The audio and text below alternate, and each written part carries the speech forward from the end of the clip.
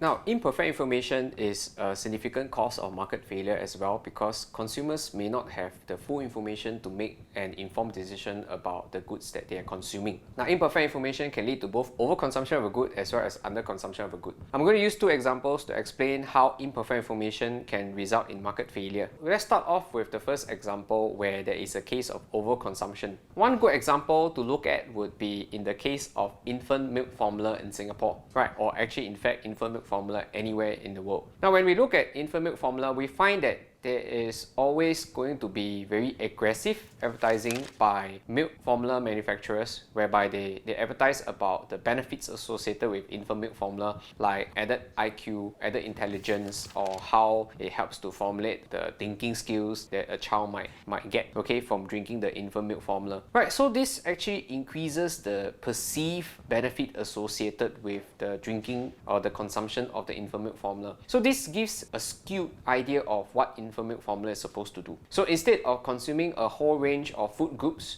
parents may choose to say provide their child with a lot of infant milk formula. So because perceived benefits is actually higher than actual benefit in this case, the incorrect information provided about infant milk formula will lead to consumers overestimating the benefits associated with infant milk formula, causing an overconsumption. Because in this case, parents will purchase infant milk formula based on the perceived benefit equals to their private cost as opposed to the actual benefit equivalent to the actual cost. Right, so in this case, there is an overconsumption of infant milk formula. And in the specific case of underconsumption of a good because of imperfect information, I would like to talk about vaccinations. Now, in the case of vaccinations, parents may not usually have the information associated with specific vaccinations to understand what are the true benefits associated with the consumption of vaccinations. So in these specific cases, they may not be aware of the true benefits associated with vaccinations, such as, for example, how measles vaccinations is important because measles is a very deadly disease, but is also a disease that you can vaccinate yourself against. So in the context of measles, right, parents, because they are not truly aware of the full benefits associated with measles vaccinations, they tend to underestimate the benefits of measles vaccination, and therefore they consume based on, again, their perceived benefits as opposed to their actual benefits. In this case, since actual benefits are higher than perceived benefits, there is going to be underconsumption, because when individuals consume at where perceived benefit equals to private cost, they will consume at the market equilibrium. But actually, because actual benefits are higher than